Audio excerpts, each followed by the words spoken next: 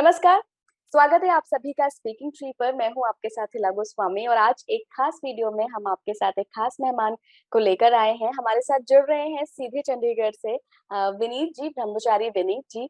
स्वागत है विनीत जी आपका। नमस्ते। जी। विनीत जी के बारे में आप सभी को बताना चाहूँगी कि 8 साल से ज़्यादा से ये आनंद संघ के साथ जुड़े हुए हैं और कई सारे लोगों को अपनी आध्यात्मिक टीचिंग के ज़रिए रास्ता भी दिखा चुके हैं। तो विनीत जी, आज का जो हमारा सवाल है ये कहीं न कहीं बहुत सारे युवाओं से जुड़ा हुआ है और इन उन सभी को प्रभावित भी करता है। एक ना एक कई सारे युवाओं की ज़िंदगी में कभी न कभी ये स्टेज आता है और वो बहुत ज़्यादा परेशान भी होते हैं। तो सीधे मुद्दे पर आऊँगी मैं, जो हमारा विषय है वो बताना चाहूँगी। ब्रेकअप या रिश्तों में अलगाव के दौर से हम कैसे बाहर निकलें? ये बहुत ही अच्छा प्रश्न है इला एंड स्पेशली क्योंकि ये एक रियलिटी है आज की डेट में।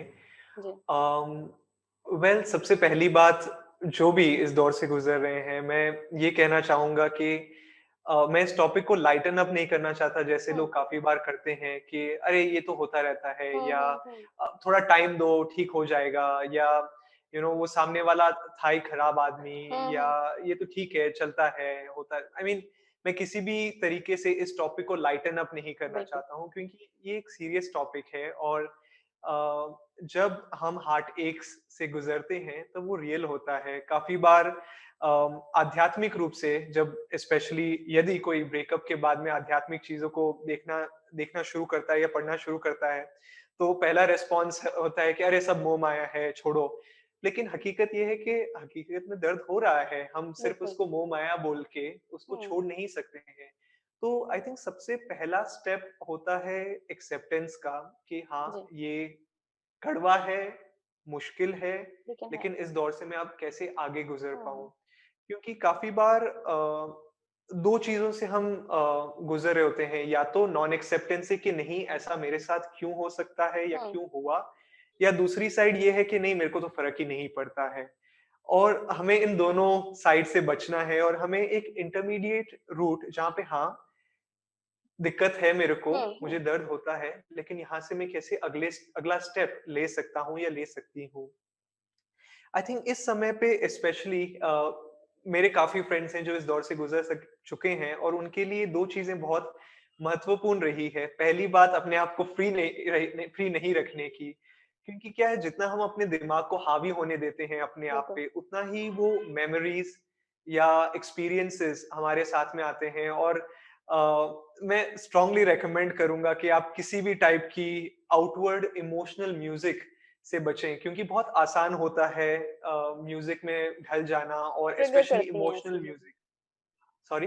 ट्रिगर करती हैं ऐसी चीज़ें हमारे इमोशन बिल्कुल, को। इन चीज़ों को ट्रिगर करती है और हमें लगता है कि नहीं मैं इससे रिलेट कर पा रहा हूँ, जी। लेकिन एक्चुअल में ये हमारी हमें किसी भी तरीके से हेल्प नहीं करती है, नहीं बल्कि करती। बस उस सिचुएशन को एक विक्टिम कॉन्शियसनेस से फील करवाती है कि मेरे साथ ऐसे हो गया या सामने वाले ने मेरे साथ बिल्कुल। ऐसा कर दिया या मैं इस दौर से गुज़र रहा हूँ या रही हूँ। तो आई थिंक उस विक्टिम कॉन्शियसनेस से हमें निकलना है बिल्कुल। और हमें वो बेसिकली इस इस पर्सपेक्टिव से देखना है कि मैं कैसे इसे एक्सेप्ट कर सकूं और दूसरी चीज बिजी रहो हो हुँ, सके तो। हुँ। और दूसरी चीज अपनी कंपनी में ऐसे पॉजिटिव लोगों को रखो जो शायद आप अपनी कंपनी ही बदल दो, जहां आपको उस बारे में बात ही नहीं करना पड़े। आपका जो फ्रेंड सर्कल है आपको उस चीज में हमेशा टच में नहीं रहना पड़े कि आपको हमेशा वो रियलिटी ट्रिगर करे या सोच में आए। और काफ़ी लोग हैं, काफ़ी नए फ्रेंड्स हैं, काफ़ी लोगों को आप हेल्प कर सकते हो और ये सोचने की बजाय कि मेरे साथ क्या हुआ है, आप ये देखो कि मैं कैसे किसी को कुछ दे सकता हूँ या दे सकती हूँ। हुँ।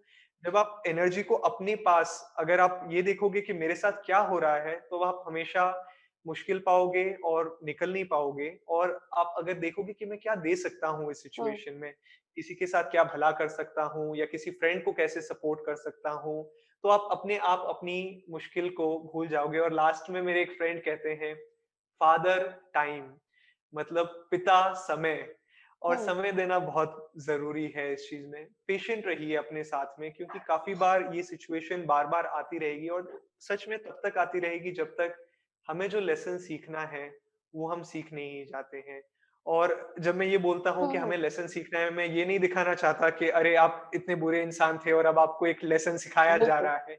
बल्कि ये बोल रहा हूँ मैं कि हम सबको हमेशा लाइफ की रियलिटी से थोड़ा एडजस्ट होना पड़ता है। और शायद ये एक लेसन हमें सिखा रहा है कि मैं अपने रिलेशनशिप्स को कैसे डील कर सकता हूँ। ना कि सिर्फ ब्रेकअप से बट किसी भी रिलेशनशिप से।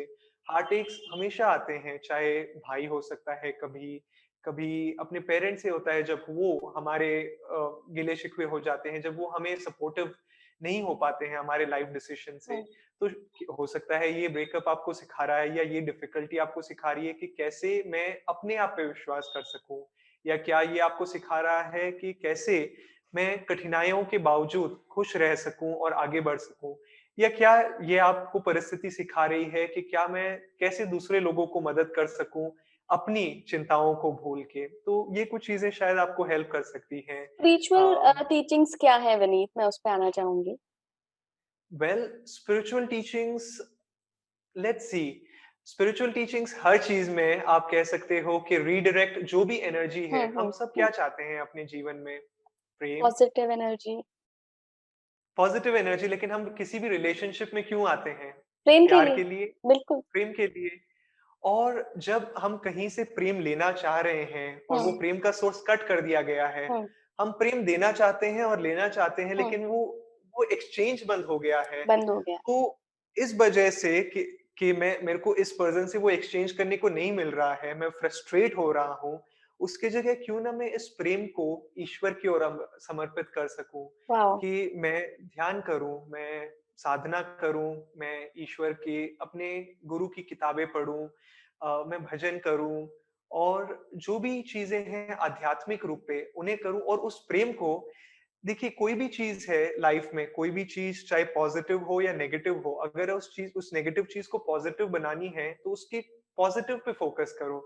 तो अगर प्रेम है और प्रेम से दर्द हो रहा है, तो क्यों ना उस प्रेम को हम ईश्वर की ओर पॉज़िटिवली रीडायरेक्ट करें बिल्कुल। और रीडायरेक्शन से हमें मदद मिलेगी।